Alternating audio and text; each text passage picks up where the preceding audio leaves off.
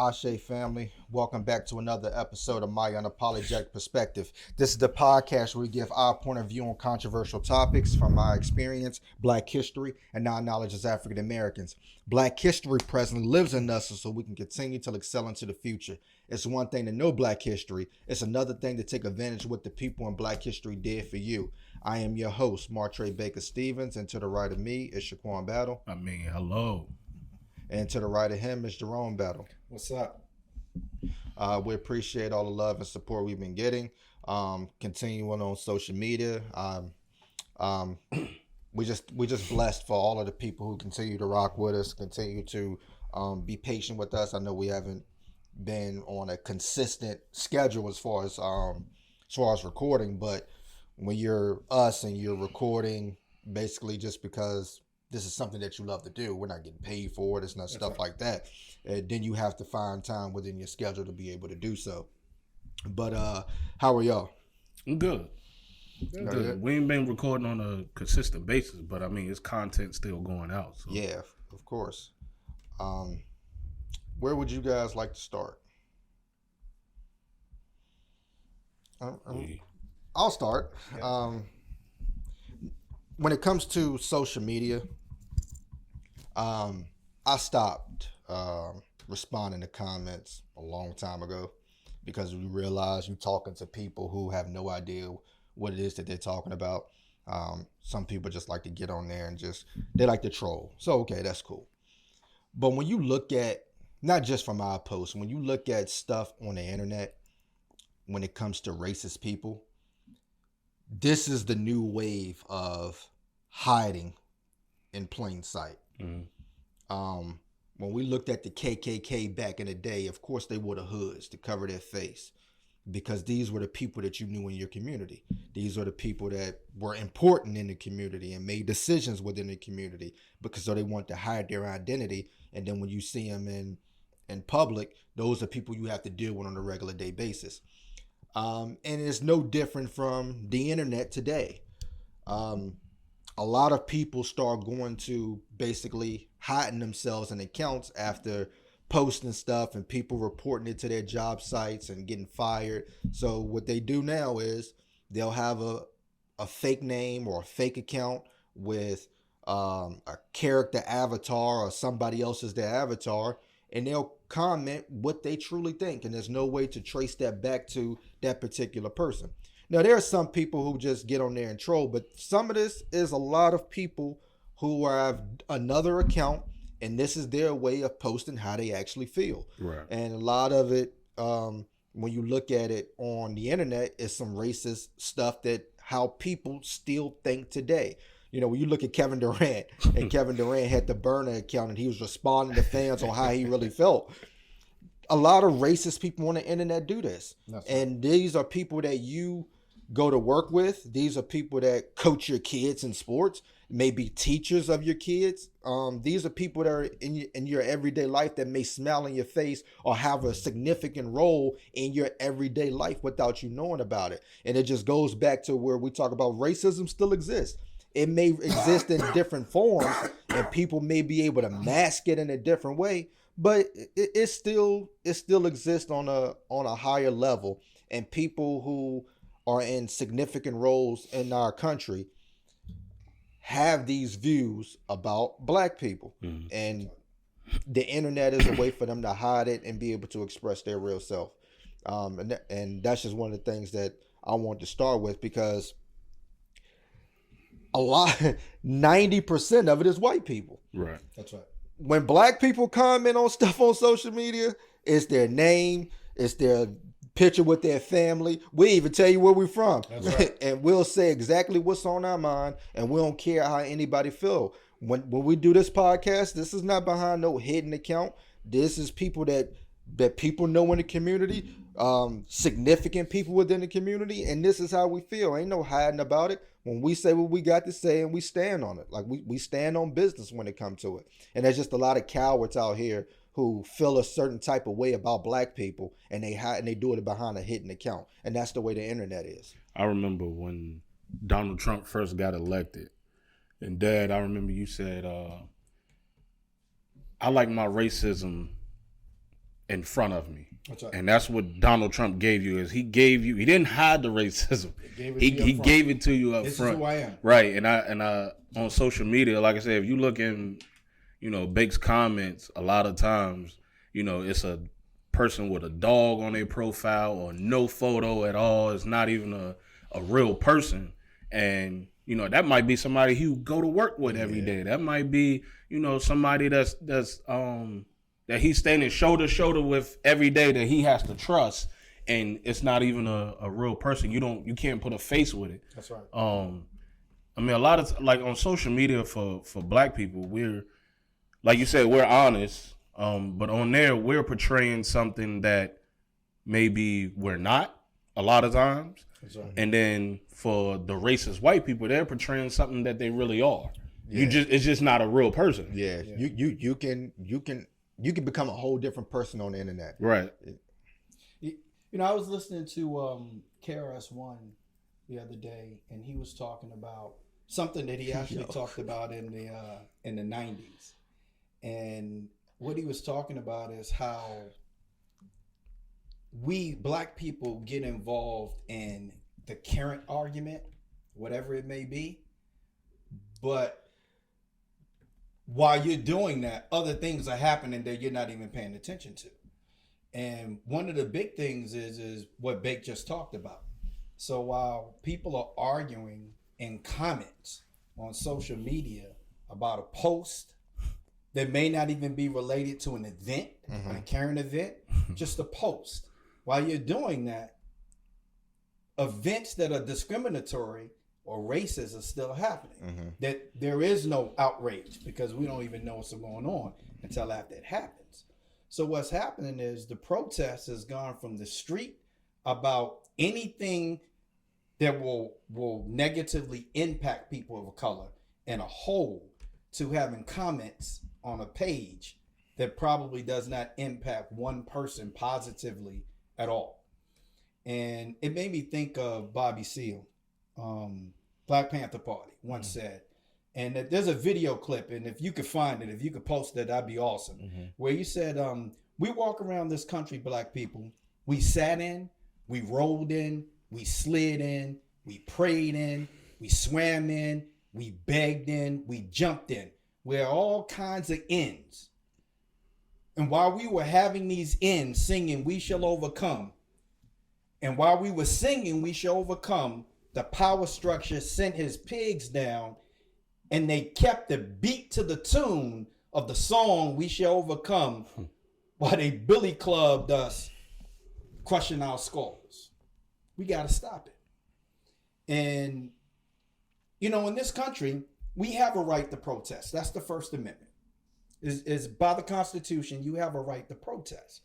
But what happens when we begin to protest oppressive conditions of Black people, we get beat with billy clubs, assaulted with fire hoses by the police and fire departments that have sworn duty to protect citizens of this country, along with their rights, even murdered or imprisoned.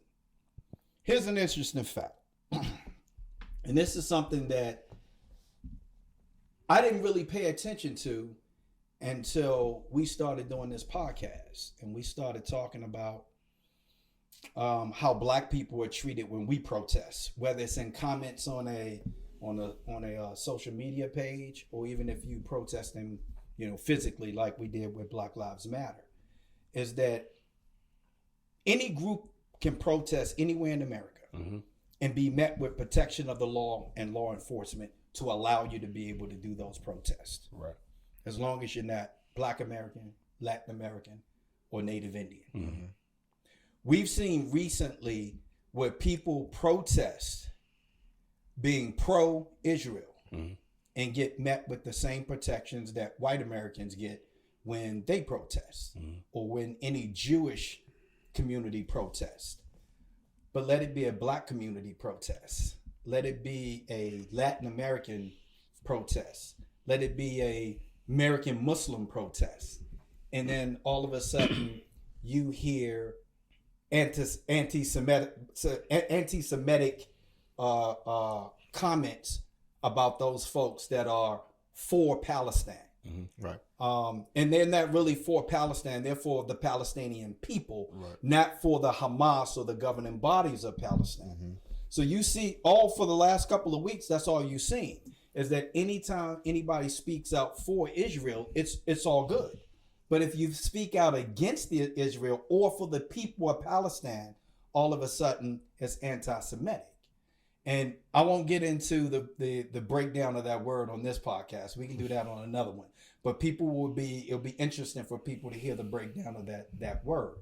But that's been the case for Black Americans ever since, you can go way back to 1868, is that this is what happens when we protest. We're treated entirely different than any other type of American.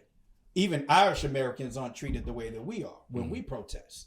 And so when I was listening to KRS-One, and I know a lot of people may not agree with some of the things that he says from a Black perspective, but what he is right is that when we get caught up in these debates or comments, it's just taking us away from everything else we should be focusing on, which is where's the outcry, where's the protest, what are we doing as a people to make things better for everybody?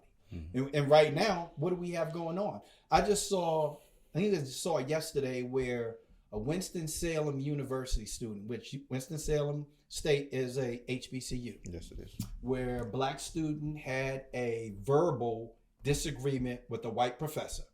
And for those that didn't know, there are white people with HBCUs. So a white professor, somebody called the cops. The cops came out. And the first cop that arrived was a Black officer. And he was told by his superior, which was a white officer, to arrest the Black lady that was having the confrontation with this white professor. And the Black officer refused to arrest her. So the white officer finally made it to the scene and had the Black officer arrested. He didn't do it. He made the Black officer arrest her. But here's the thing.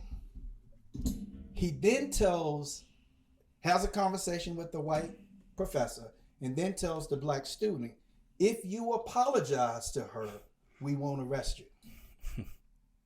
If you apologize to her. So she refuses to apologize, and she's arrested.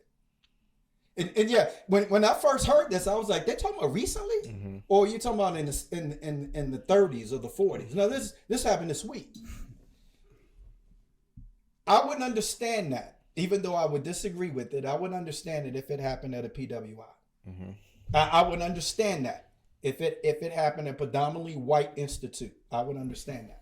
But happening at a HBCU, and they allowed this white police officer to dictate what's going to happen to a Black student because of a white professor at HBCU. So it doesn't matter where you go. You're still going to have to contend with this level of racism no matter what. And it just amazes me when people say it doesn't exist. It not only exists at PWIs, now it exists at HBCUs.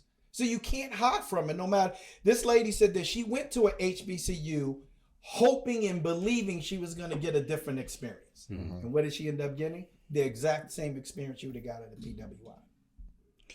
Yeah, I was going to save this for later, but I guess we on the same page. And we are back. Jump right back into Pops mentioned KRS-One. I had KRS-One as for to give him my flowers, which is, he is one of the best masters of ceremonies, which is MCing for the people who don't know what that means, who came from an era when you picked up a microphone, you actually had something to say, right? You had something meaningful to say. And rappers were making dance music, and you had people like KRS-One and Scott LaRock who were given knowledge in their music until Scott LaRock was killed, and then Boogie Down Productions continued to still give knowledge, and they shuffled in conscious rap and basically used hip-hop as a form of a classroom to be able to educate our people. And KRS-One is one of the first hip-hop intellectuals, let's call them that, who was invited by Harvard and Yale and NYU and Stanford to come in and give lectures That's how intelligent this dude is. He is someone that has continuously give knowledge to the people. And I know we like to say that Tupac isn't just a rapper. He was much more than a rapper. KRS-One is the same thing. You know, he is a master teacher who really cares about the black community and the growth of the black community, who has not been given that the credit I think that he deserves. Shout out to KRS-One. Whenever I see a clip of KRS-One talking, I'm dropping everything and I'm listening to what that brother says. For some reason, black people don't give great black people credit until they actually die. That's something I've never understood. Yeah. So once KRS-One die, then we will revere him like Tupac and all of them. People were more concerned with who he would battle in the verses than they was about talking about the things that he talks about. Yeah.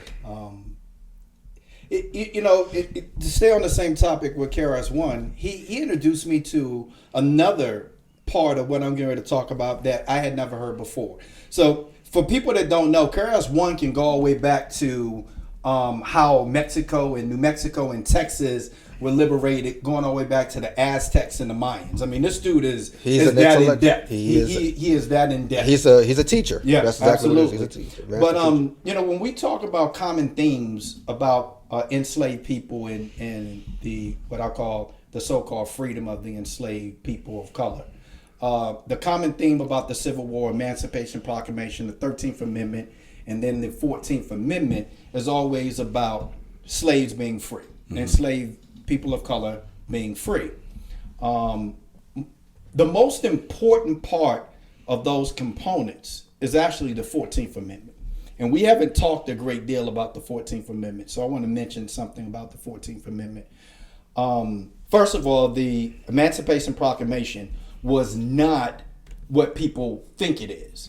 But first, let me talk about the 14th Amendment first, because the 14th Amendment was basically giving black people citizenship. So prior to 1868, black people were considered residents, not citizens. So the Emancipation Proclamation, what that did is that gave us that started the liberation of people of color. That was actually a vote. That was actually a vote on whether black people should be absolutely. So it liberated us, and I'll explain what the difference is. So citizens are identified as individuals legally belonging to a country, while residents identify as an individual who is legally living or working in a particular locality, which is important. We talked about on this podcast, when all of a sudden you have 3.5 million people of color all of a sudden that are liberated. They called it being free, but they were liberated. At one time, what do you have?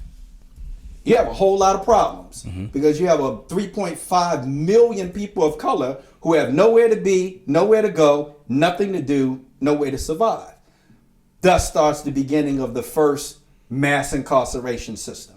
And I think a lot of people forget about that because at some point, a lot of laws were created to stop black people from doing something to acquire food, which is either stealing it or whatever, right? So that was the first step to mass incarceration, mainly towards stopping blacks from stealing food or what have you. And the thing is if you're hungry and you ask somebody for something to eat that they have it right there and they say no, eventually what are you going to do? You're going to take it from them. That's the survival of the fittest. That happens in any part of the world with any race of people, not necessarily just for black people in America during that time. Correct. But that's the start of that. But that's what the 14th Amendment did, is the 14th Amendment gave us citizenship because prior to that, we were just residents.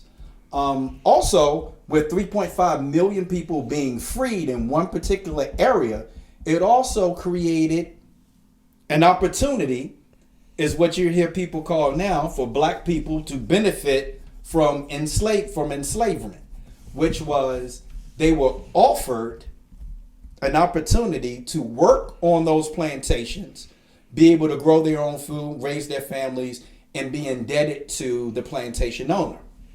which for a lot of black people, they chose to do that. That's all they knew. They couldn't communicate. They was uneducated, and they didn't know where any of their family or relatives were. So they elected to stay in what was called a safe place. We know this plantation. We know what we can do, and we're able to grow our own food, which means at some point we can look at freedom in another aspect, right? Little did they know, they really didn't have a choice, because if you resisted or you refused, the U.S. Army troops would move you off the land. So there was no land for you to be. There was nowhere for you to go. Eventually, you would end up taking on one of those, what they call contracts, where you would work on the plantation. That's where the term sharecropper came from. They make it seem like it was a choice, an occupational choice to be a sharecropper. It was not an occupational choice.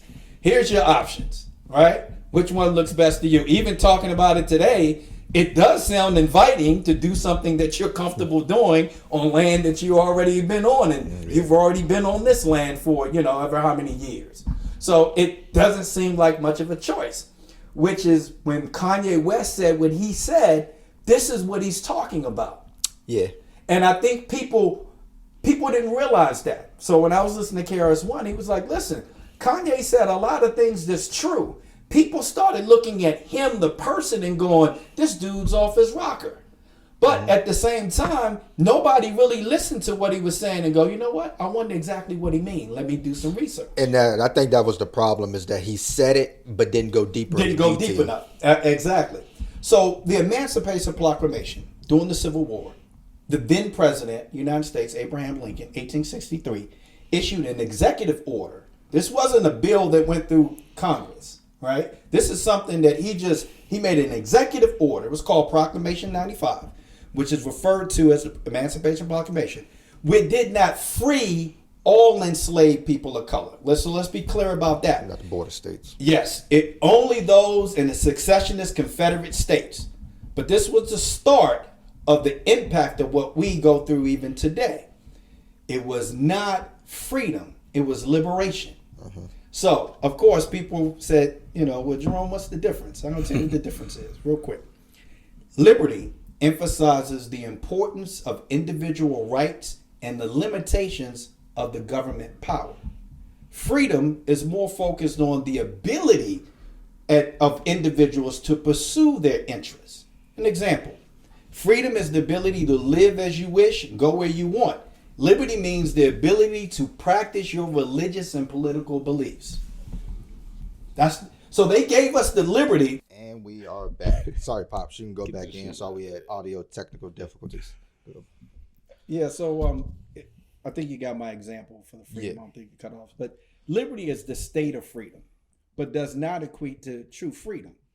So for a lot of people who talk about people who don't stand for the flag or who don't participate in the Pledge of Allegiance to the flag. I stand for the flag. I kneel before God. I wanna read something. So I want everybody to understand something, and as it relates to liberty and freedom, but more importantly, the bigger picture with it, which is, I've said on this podcast many times before that this country was created and built off of racism. And this is why one of the many reasons why I believe that. The American Pledge of Allegiance says, and I got to read it because I haven't said it probably since I was 9 years old. So I don't know it by heart, right? I'm going to read it. We had to memorize it in the 4th grade. I pledge allegiance to the flag of the United States of America and to the republic for which it stands, one nation, under God, indivisible, with liberty and justice for all. What it does not say is freedom. That's one thing it does not say. And it doesn't say equal justice for all. Right. So this is true to point to the Constitution, the design of the government, all the way up to present day of how people of color are treated. They're true to word. Mm-hmm. They're true to word. There's another word in this pledge that I think more people like us who talk about Black history should also include in our conversations. It says republic, to the republic for which it stands. We're taught in school, and you hear every time there's a political campaign, they talk about the democracy of the United States. We're not a democracy. We're a It's republic. supposed to be a republic, yeah. We're a republic, which means everything that defines what the legal governing body is about, that entire structure is supposed to be based on the Constitution. Not the majority of the people, but the Constitution. And I think that's the part that I think people don't understand is when they talk about the majority for the voting process is the democracy. The government of this United States is a republic that's based on the Constitution. So if it's not in the laws, it ain't happening. If it is in the laws, they're supposed to provide you the protection under the law so that you can have those rights, which they don't do for us. Even though this country was designed for that. It tells you it's a republic. So if the Constitution now considers, now since the 14th Amendment, considers us citizens, we should be afforded the same rights and freedoms as whites. But we don't. They liberated us. You're a citizen, you have liberty, but you don't have freedom. So even to this day, we don't have freedom. You just have liberty. That's a fact. That's a good point. I do got a question. So about to go into 2024, you know, far as we're doing our part to push Black history and tell the true narrative, the true story of us. Now, you have places like Texas who are removing things from textbooks. We're supposed to be moving in a direction of telling the real story about America and telling the real story about African Americans. Being that they're taking things out of textbooks, and it might be a bad correlation, but you'll get my drift. So when you read the Bible, people tell you those are fake stories. Mm-hmm. Now you have some people that say they are real stories. Do you think we're going to get to a point, instead of us telling the truth about America, there's going to get to a point that they're going to look at this podcast and say those are fake stories that never happened? The great thing is about history is the truth is always going to exist, whether people are willing to do three things. One, willing to go find it. Two, willing to expose it and expose other people to it.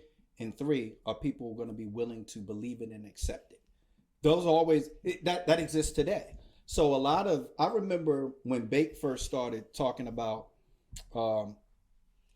popular Black figures. That's what they called it when you were in the 9th grade, 8th and 9th grade. They called it popular Black figures. And Bake came to me and said, Dad, who were some of the people that you looked to that were popular in the Black community? And I didn't give him populous. What I gave him was influential Black people. I told him, talk to him about Medgar Evers.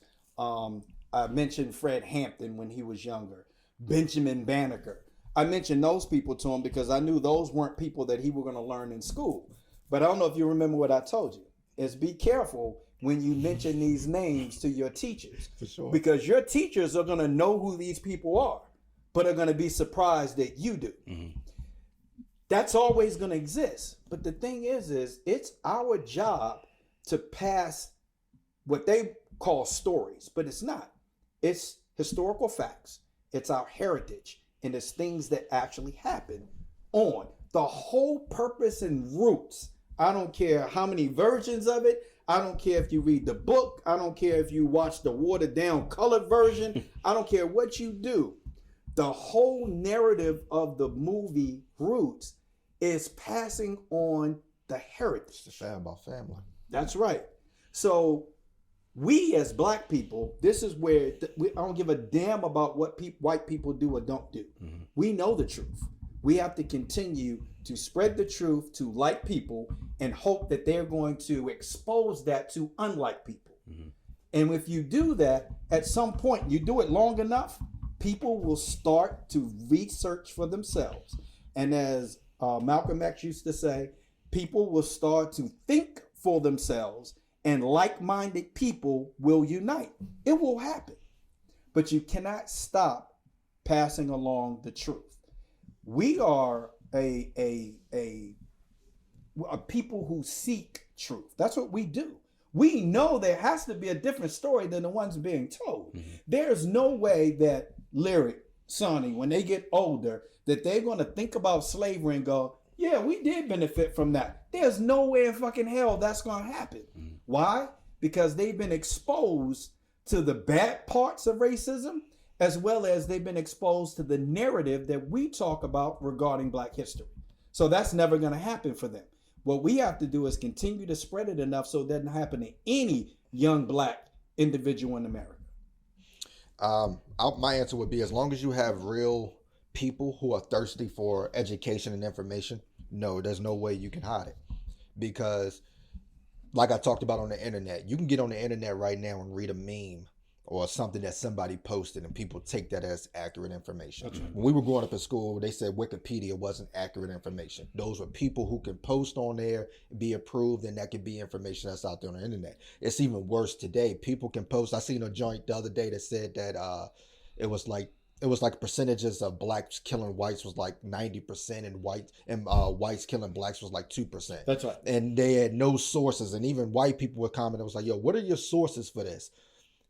As long as you have real people who are willing to educate themselves. When I say willing to educate themselves, I'm not talking about a classroom. I'm talking about going into the library and doing your own research. That's when right. You get to the end of a book, look at the references and the bibliography of that book and go to those books. As long as you have people who are thirsty enough to do their own research, it'll never fly. When we talk about history, we're looking at American history, which is still a baby compared to other countries. Compared to other places. I heard somebody say that the history of Napoleon looking at Egypt is far greater than the history of the people who built the pyramids look at the beginning of Egypt, because it was over a sense of like 10,000, 20,000 years. That's right?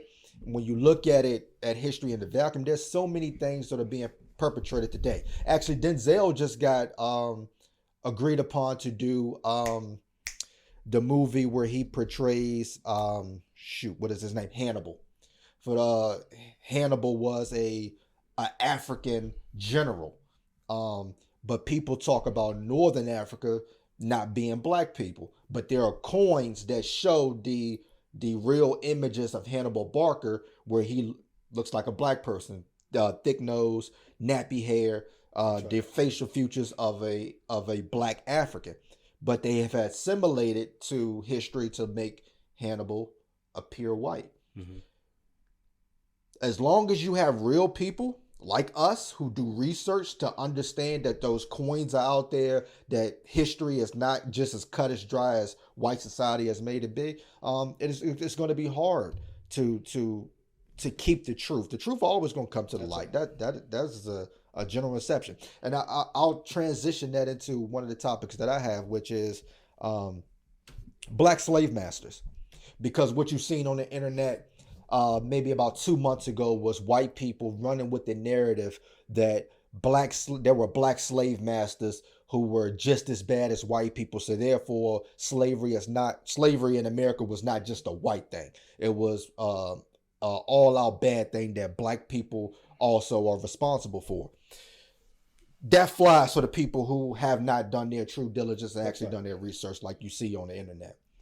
So let me clarify what black slave masters, the actual history of that is.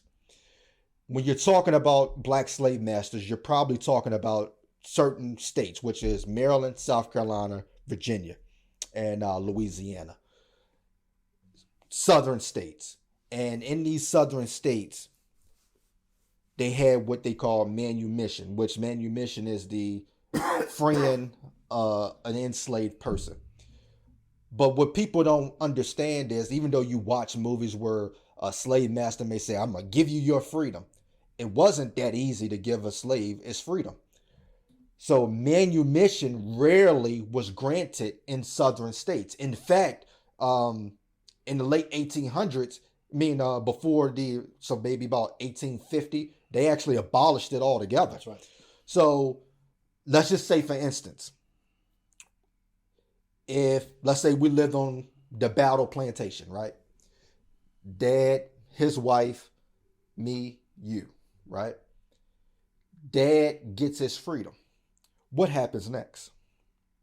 To most people, he gets his freedom, he leaves. Generally does not happen that way. We can even look at the end of Emancipation, where black people stayed on the plantation, right? Because there was something that they were familiar with. Freedom doesn't mean I just go do whatever I want to do. Freedom is if I wanted to, I could. That's what true freedom is. So the true freedom for people who were not enslaved anymore was, I don't have to do. I'm no longer property. Let's just put it right there. So free colored men and colored women did own slaves. But for instance, if he became free, he still wanted to be with his family. Mm-hmm. So the cheapest person to buy is probably his wife. That's right. Buy your wife. Buy your kid. But now now me and you are still in slavery. Mm-hmm. So now you have to purchase us because we probably cost a lot of money because our labor of what we can get is profitable. Young males. In southern states, once you were free, you had to leave the state within a year. Go back to Roots. That's what Roots is. Roots covered all of this. It did. Right? When Chicken George got back from slavery, got back from, was it London or somewhere he was across seas, he come back and they told him, do you realize if you stay here for this amount of time, you get to go back to being a regular old nigga again? That's right. That's why he had to keep leaving. Yeah, that's why he had to keep leaving and coming back to his family, because if he stayed in that state, he was going to legally be a slave again. So what black people did was they purchased their family and kept them under slaves. That way I can stay in the state, and that way they're not subjected to the slavery of the white slave master. So on the census, it does say slave master, but by family attributes, I purchased them so they can be free. But by paperwork, it still says that they're a slave. Absolutely. Now, you did have people like Anthony Johnson, who was an indentured servant that came from Africa in 1621 and became a slave master. And he was highly respected as a slave master. There's the false information that he was the first slave master on this continent is absolutely false, and I can't believe people actually believe that. But the internet is the internet. But what we can say about that is, since the inception of white supremacy, there's always been black people who followed the model and basically inherited white supremacy. Right? So yes, if there's a slave master, I want to be a slave master like the white man and control black people. I want that power. If you were light and you wanted to be like the slave master, we even see today where people will go against the black community, won't even consider themselves black just so they can be in the white social circles, right? I don't see myself as a black person. I'm an American. You see that all the time, right? Not to mention, let's go deeper. Most of the black slave masters were mulattoes. So probably they're the slave master's son or daughter. And if you're light enough, they treated you like their son or daughter. So a lot of times if the slave master died, he left the slaves to his mulatto son. And in their mind, do you think that mulatto son seen himself as a slave or seen himself as the master's son? The master's son. The master's son. Going back to Roots. Chicken George thought that he was loved by his slave master. Oh, the slave master wouldn't do that. That's right. Until he realized the slave master was, even though it was his father, was still that bad.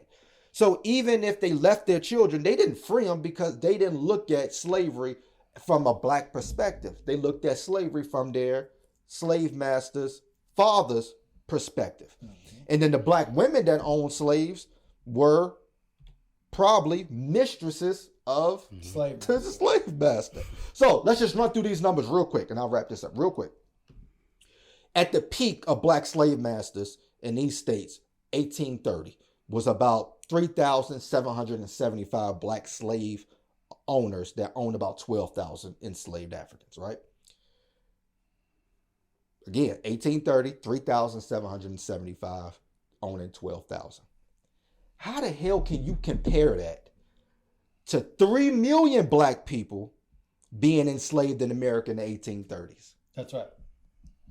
So, by numbers, this represents about 1% of the free black population at that time of being slave owners. Of that 1%, 42% owned one enslaved person, typically owning their wife or their children. That's right. So, which translates to about 1,000 slave owners who did it for their own personal gain. That's right. So, when we talk about numbers, we're comparing 1,000 to millions.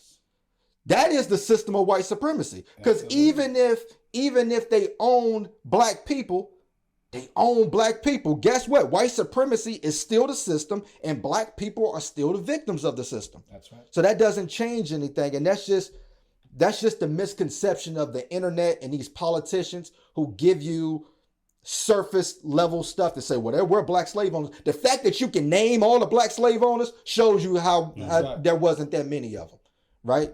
And that just shows you the hypocrisy of whoever's being the narrator. Because a lot of this work was done by our good brother Carter G. Woodson, the father of Black History Month. He wrote a book on this back in the early 1900s. That's right. So that's just one of the things I want to talk about, because that is a misconception. You got to follow up? No follow up to that. That's it. That's the truth.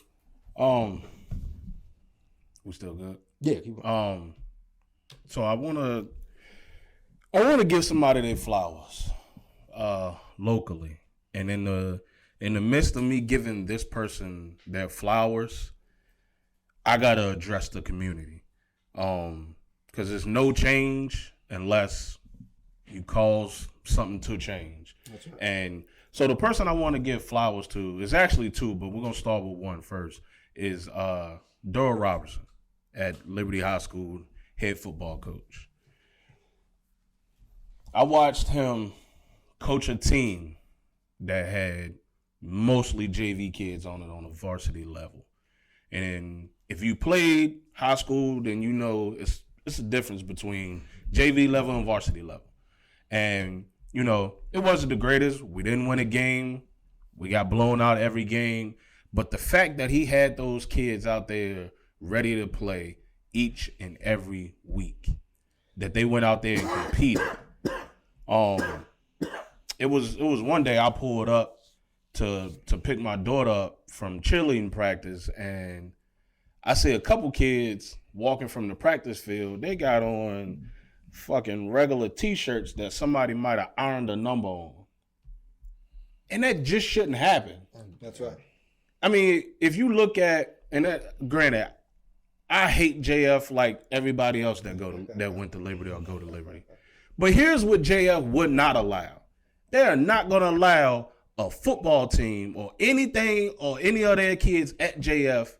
They're not going to allow that to happen. And in the community, it's so many businesses in this community that can go out there and say, hey, look, what do you guys need? Right. Because I want to help. Instead, you got Durrell out there and his coaching staff trying to figure out how they going to feed players before the game, how they going to feed them after the game. Shit, sometimes you got to figure out how I'm going to get this kid home after practice or after a game. That's right. And so you asking this man to go out here and coach football, attention to details, you asking him to do all of that and focus on how these kids going to eat before the game, after the game, how I'm going to get them home. It was times where I seen Durrell has a Chrysler 300.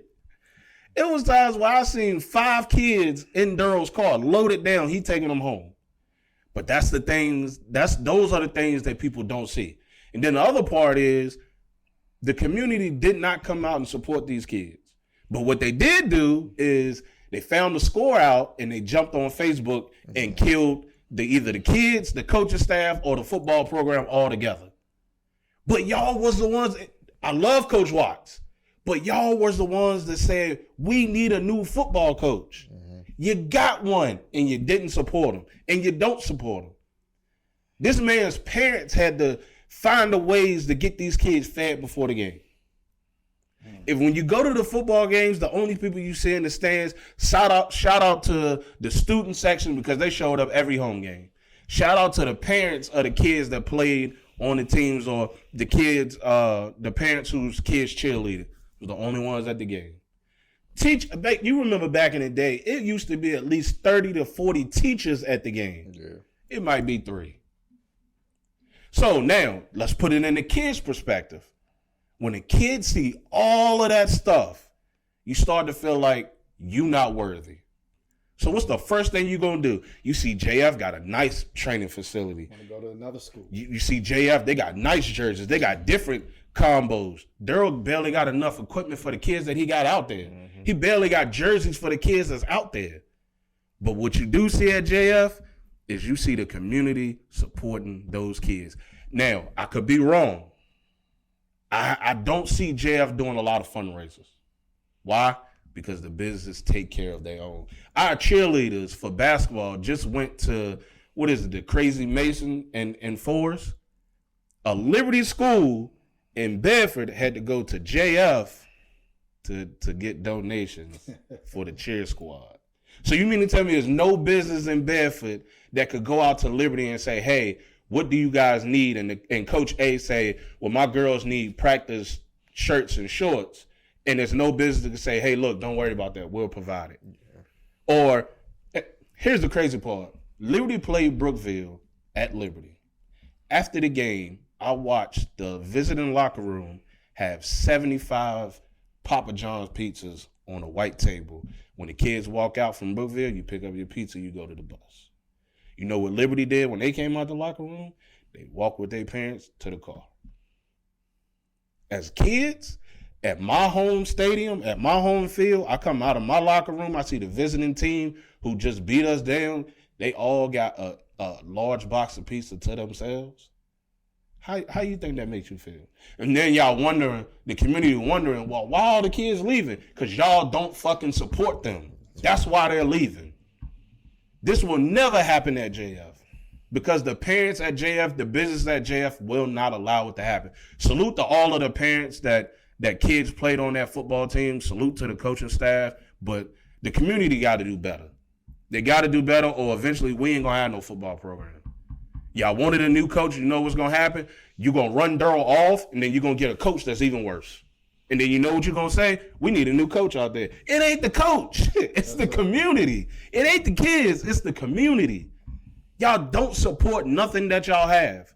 But y'all go to other communities to support other things. Now, businesses, I understand. Hey, they don't come in here and support us. So why would we support them?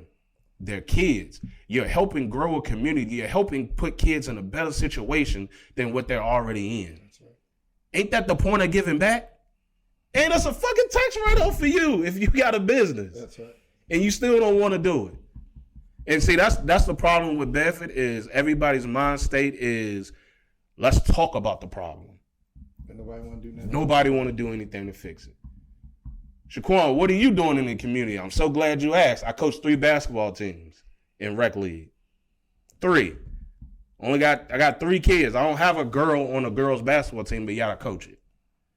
Because that's my way of giving back to the community. Me and Baker been giving back to the community. Dad started a program to give back to the community that we took over and gave back to the community. Guess what? We can't do that program no more because the parents don't want to support that program, even though these kids need it.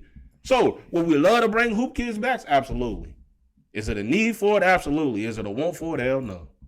Because you'd rather your kid go play travel basketball just to say he played travel basketball instead of learning the fundamentals of basketball. Now, the second flowers is Andre Kendrick. What he doing with these athletes, giving them a platform to post, I don't care if it's a 5-year-old, if it's wrestling, tennis. I don't know how he do it, but he keeps up with not just Lynchburg. He keeps up with all surrounding areas in Virginia. And not only that, he actually hired somebody from Liberty High School to help him go out and do these things. Now, when Andre Kendrick posts the 4 finalists for the best offensive lineman, you know what he posts after that? Hey, I already got 5 sponsors for this one award right here already in Lynchburg. That's right. Again, that's Lynchburg as a community supporting their community, supporting their kids to give them a better situation. And people probably don't even know Daryl Robson and Andre Kendrick were one of them ones when it came to high school football that went to Virginia Tech. Daryl left Virginia Tech and then went to LU. People don't understand. Daryl was one of those ones where we didn't really have social media like that. So when we got to high school, you come in the mornings, it's Daryl on the front of the newspaper as one of the top prospects, not in Bedford County, but in Virginia. Same thing with Andre Kendrick. And as a community, Bedford, we got to do better. We got to do better. And I know a lot of people probably going to kill me for everything. Cool. That's cool. I'll take the arrows for that if it's going to help these kids in this community. Sure. Shout out to Daryl. Shout out to Dre. Last thing, let's talk about a current event before we get off here. Josh Giddy, right? That's been the hot topic of people not reporting on Josh Giddy, not giving him the same treatment that black athletes got. And I see some of the comparisons of Josh Giddy to other people who were charged formally by police. So for the people who don't listen, who don't know, Josh Giddy, NBA player for OKC, it's alleged that he slept with a minor. They're investigating it. No charges have been filed, but everybody's in their camp is saying no comment. There are pictures circulating of him with this underage female in California, which in California, the age of consent is 18. Apparently, this girl, I've seen stories where they say the girl was as young as 15. Mm-hmm. But without Josh Giddy, Josh Giddy is another situation. He hasn't been charged. I don't care about that. What? Talk about it. I care about that. I care about that. If he did that, yeah, they're gonna blast him, right? But it's just the representation of black athletes in the media when they haven't committed a crime versus white people who have committed crimes is so different. And the first thing that came to my mind was Kyrie Irving. Mm-hmm. You know, we talked about Kyrie on this podcast that when he tweeted a link and all hell broke loose. You know, people who weren't even in sports media covered Kyrie Irving. They took his endorsement deals. He was suspended for tweeting a link. Retweeting a link. He didn't harm anybody. He didn't kill anybody. He didn't get charges put on him. And they crucified Kyrie that he lost a lot of money based off of that. Ja Morant situation. We talked about Ja Morant on here, but we talked about Ja Morant because we were worried for him as black people. Right. That's right. Like some of the things that you're portraying isn't a good look when you are a poster child for a certain demographic. Mm-hmm. We held him accountable on here. But he didn't break any laws with just flashing a gun. Right. He wasn't arrested for the gun flashing, but he is suspended. All of those things came with the negative indication of what he did. But you had people like Brett Favre who stole millions of dollars from poor people, and nobody gave a damn. You still seeing him in the Wranglers commercial. You know what I'm saying? And it just shows you that. What are y'all thoughts about how black athletes are portrayed in the media versus white athletes? It comes full circle of what we started this podcast with. With Dad saying what he said. So Kyrie retweeted a link, whatever. And the media said, well, why didn't you do any further research on the link that you retweeted? And Kai said, I liked what I read, I retweeted it. Mm-hmm. We all do it. Nobody asked Josh, Did he do further research? Did you do any further research No. to find out if this girl was of age? Now, the other part is, like Dad said earlier, they told Kyrie, hey, you apologize, it's cool. Kai said, I'm not apologizing. Cool, you got to do this long list of things. And guess what? Your ass is suspended. Yeah. You can't play. Same thing, Ja Morant. You can't play. You can't play until you get all of these things on this list done. Dad said earlier, the cop said, if you apologize, we won't arrest you.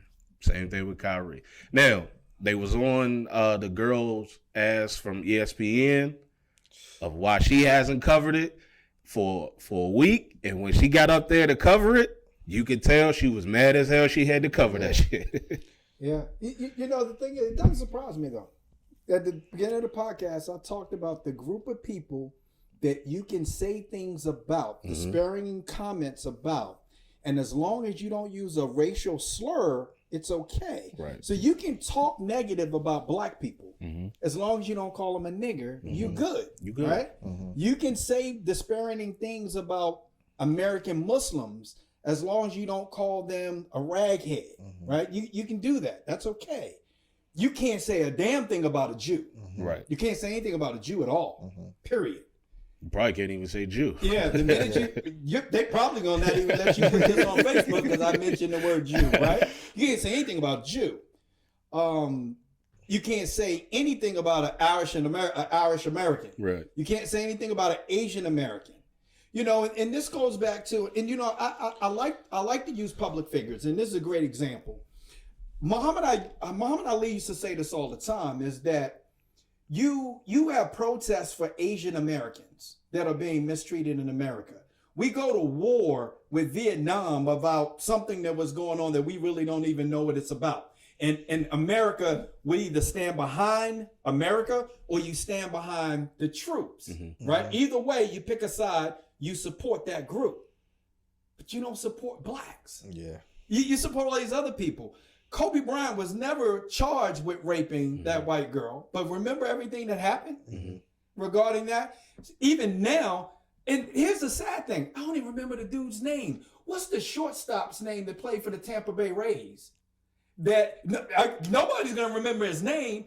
He was on the way to be an all-star, but they found that he was they thought they were investigating for an inappropriate relationship with a minor in another country. Yeah, and they still haven't said anything And about he that. ain't played lately. baseball Yeah, since. they still haven't said anything. I don't even know about his that. name. Yeah. My man that was accused, the pitcher that was accused of rape. And it was alleged too. Yeah. So this wasn't something That's that right. was formally But charged. Giddy's still playing. Yeah. You know why? We say it. Right. It's his You're right. race. Right. It's because of his race he's allowed to continue to play. Yeah, even Deshaun Watson is different because he wasn't criminally Wasn't charged. criminally either. charged. He was civilly charged, and Yes. he was still playing. But even after that, once he suspended. That's Yeah, right. he got Yes. suspended. But remember what I said at the beginning. The system is devised this way. So we're mad about a system. You brought up Donald Trump. He's a racist. He lets you know up front he's a racist. Cool, right? They're letting us know up front. This is the system, dog. The Pledge of Allegiance to a flag that you said you had to be able to Fourth grade. in fourth grade. So you had to know. They gave you the rules. Yeah. We gonna give you the rules to the game. You better remember them because that's how the game's played. And now here we are, 40 years later, trying to go, well, the rules are fucked up. Yeah. Well, we know that, son. We wrote the rules. You see what I'm saying? So at the end of the day, the Constitution was supposed to provide us a platform that we could fight the very system that they created, right? Right.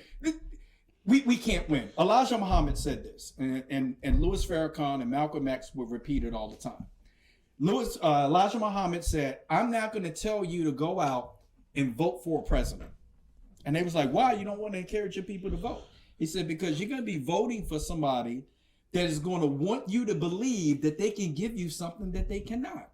Unless they plan on changing the Constitution, they cannot grant you freedom. Yeah.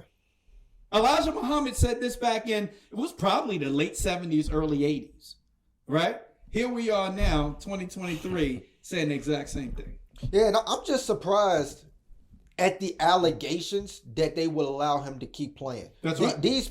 His teammates got kids. That's right. That probably that age. You know what I'm saying? You got ball boys. And you just Yeah. ball girls. So that even they're if supposed it's not like, yo, these are allegations, we're gonna have to have you.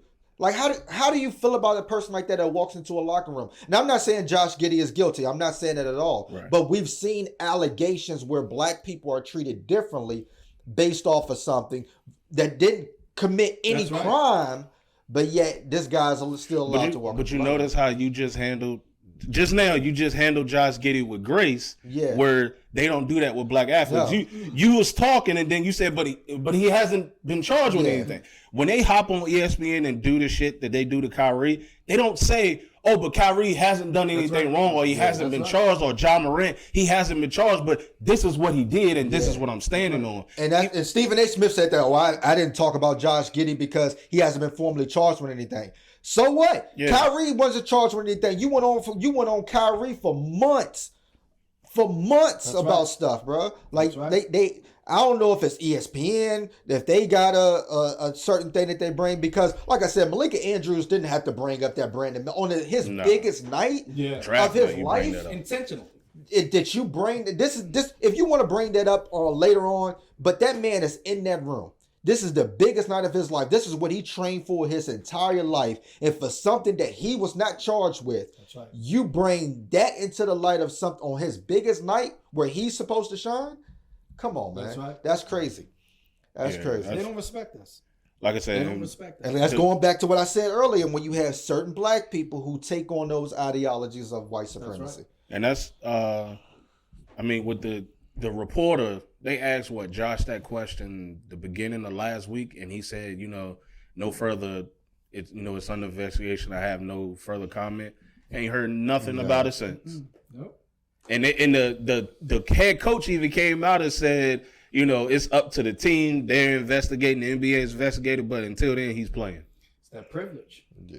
It's that privilege. All right, but we appreciate y'all. We love y'all. Peace.